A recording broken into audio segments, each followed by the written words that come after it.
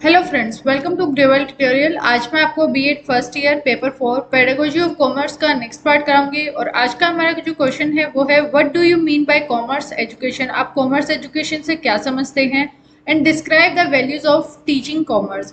और जो कॉमर्स हम पढ़ा रहे हैं उसकी वैल्यूज क्या हैं, अगर आप पढ़ा रहे हैं तो क्या यूज है, किस तरीके से हम जो है कॉमर्स को इस्तेमाल इजीली कर सकते हैं।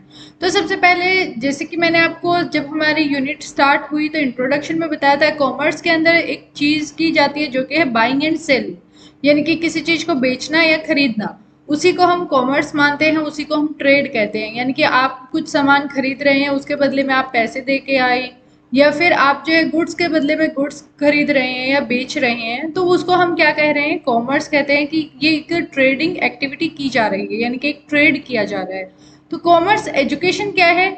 That area of education which develops the required knowledge and skills and attitude for handling the trade. Trade को हैंडल करने के लिए जो भी हमें नॉलेज वगैरह हम एक्वायर कर रहे हैं, जो जो रिक्वायरमेंट है हमें जिस जिस चीज़ की, कॉमर्स इन इंडस्ट्री या फिर किसी भी ट्रेड को, कॉमर्स को या इंडस्ट्री को हैंडल करने के लिए हमें जितनी भी नॉलेज चाहिए होती है वो हमें कॉमर्स से मिलती है, और उसी को हम जो है कॉमर्स कहते हैं, कॉमर्स एजुकेशन कहते हैं। यानी कि कॉमर्स के बारे में एजुकेशन प्रोवाइड करना, उसको हम कॉमर्स एजुकेशन कहेंगे। और इसी तरीके से एक हमने डेफिनेशन की थी जो कि हमारे नेशनल कमेटी ने दी थी। The national committee of the commerce teacher of USA has been defined as commerce as. ये कमेटी कहाँ की थी? यूएसए की थी। और national committee of commerce teachers, यानी कि कॉमर्स के टीचर्स थे, उनकी ये कमेटी थी, और उसने जो है रिकमेंड की थी एक हमारी डेफिनेशन। इसका अंदर क्या बताया गया था? बिजनेस एजुकेशन और कॉमर्स एजुकेशन, बिजनेस एजुकेशन या फिर कॉमर्स एजुकेशन एक एरिया माना गया है एजुकेशनल प्रोसेस के लिए, which concern itself with vocational preparation. साथ के साथ इसके अंदर आपको वोकेशनल प्रिपरेशन कराई जाती है फॉर द बिजनेस, किसी भी बिजनेस को करने के लिए, for a business, and also with business information. और आपको इसके अंदर बिजनेस के रिगार्डिंग इंफॉर्मेशन भी दी जाती है, important for every citizen. Her citizen को वो इंफॉर्मेशन जो है बहुत ज़्यादा ज़रूरी है अगर कोई बिजनेस करना चाहता है। एंड कंज्यूमर, और कंज्यूमर के लिए भी, अगर आप कुछ सामान परचेज कर रहे हैं तो आपके लिए भी जानना ज़रूरी है कि वो कितने रुपए का प्रोडक्ट है, उसके अंदर क्या क्या चीज़ों का यूज़ किया गया है और किस तरीके से उसको बनाया गया है। इसी तरीके से जो हमारे बिजनेसमैन होते हैं उनके लिए भी इम्पोर्टेंट होता है कि हमें एक प्रोडक्ट को बनाने में क्या हमारी कॉस्ट आएगी, उसके अलावा क्या क्या हमारे बेनिफिट्स हैं अगर हम इसको डेवलप कर रहे हैं, किस तरीके से हम जो है बेस्ट सेटिस्फेक्शन दे सकते हैं। एक लिमिटेड अगर आपके पास अमाउंट है तो उसमें आप किस तरीके से जो कस्टमर है उसको अच्छी तरीके से सेटिस्फाई कर सकते हैं, या फिर कस्टमर के पास लिमिटेड प्राइस है तो कस्टमर अपने आप को किस तरीके से उसके अनवांटेड वांट्स को, यानी कि अनलिमिटेड वांट्स को, वो किस तरीके से सेटिस्फाई कर पाएगा। ये सारी चीज़ें जो है कॉमर्स को पढ़कर ही आपको समझ आएंगी।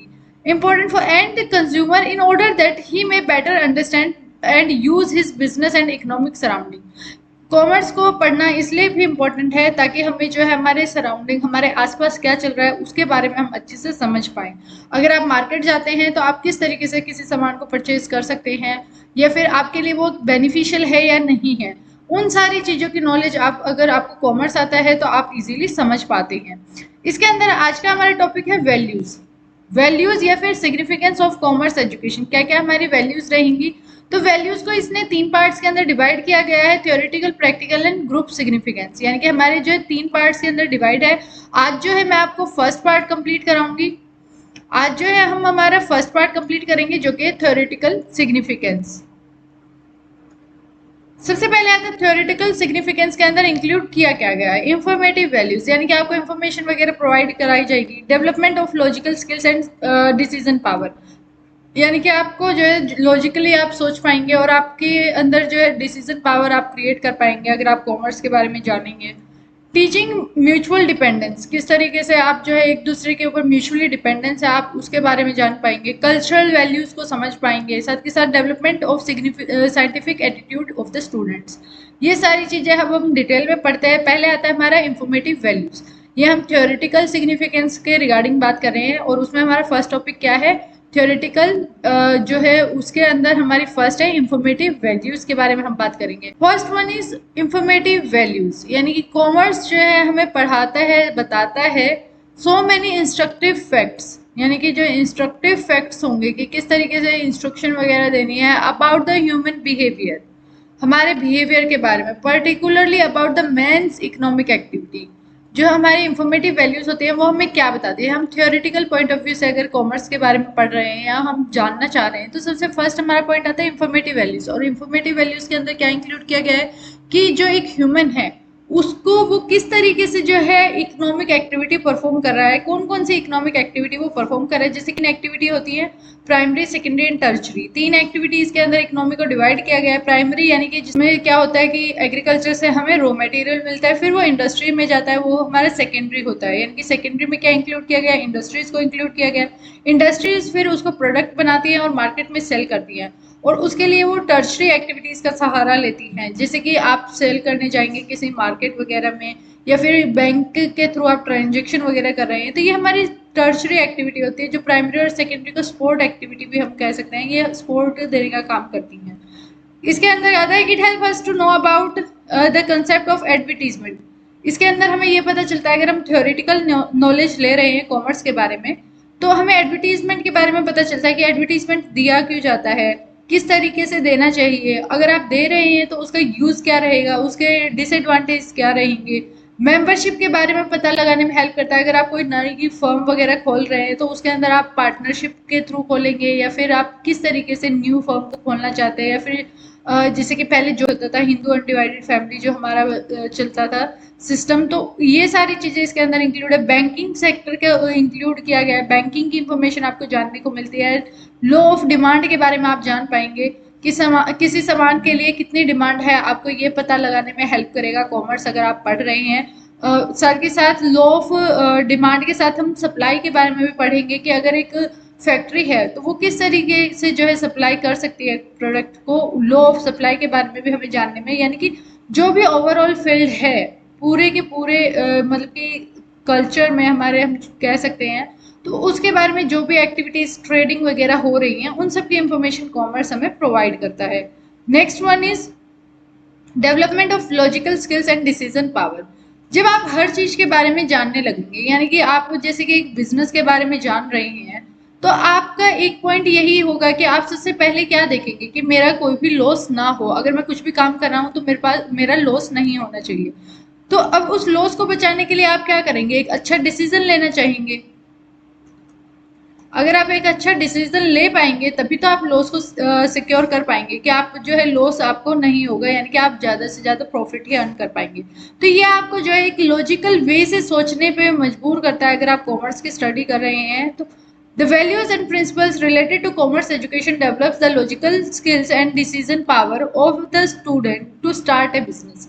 अगर कोई बच्चा पढ़ रहा है या फिर कोई भी पढ़ रहा है कॉमर्स के बारे में, तो वो उसको हेल्प करता है कि किस तरीके से अगर आप कोई बिजनेस वगैरह शुरू करें तो आप किन किन चीज़ों का पॉइंट का ध्यान रखें, उनके क्या क्या वैल्यूज और प्रिंसिपल्स है कॉमर्स के, उन सब के बारे में पढ़ें।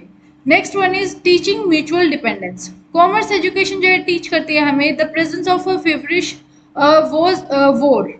यानी कि अगर कहीं पर भी लड़ाई वगैरह होती है, सबसे बड़ी चीज यही है, अगर झगड़ा किसी भी दो कंट्री के बीच में हो रहा है तो उसका नुकसान सिर्फ उन दो कंट्रीज को नहीं होता, पूरे वर्ल्ड को उठाना पड़ता है। क्योंकि हर जो कंट्री है वो एक दूसरे के साथ ट्रेड के अंदर इंटर रिलेटेड है, इंटरकनेक्टेड है। यानी कि जैसे कि अगर इंडिया कुछ बाहर से इंपोर्ट कर रहा है सामान, तो वो साथ के साथ कुछ ना कुछ एक्सपोर्ट भी कर रहा है।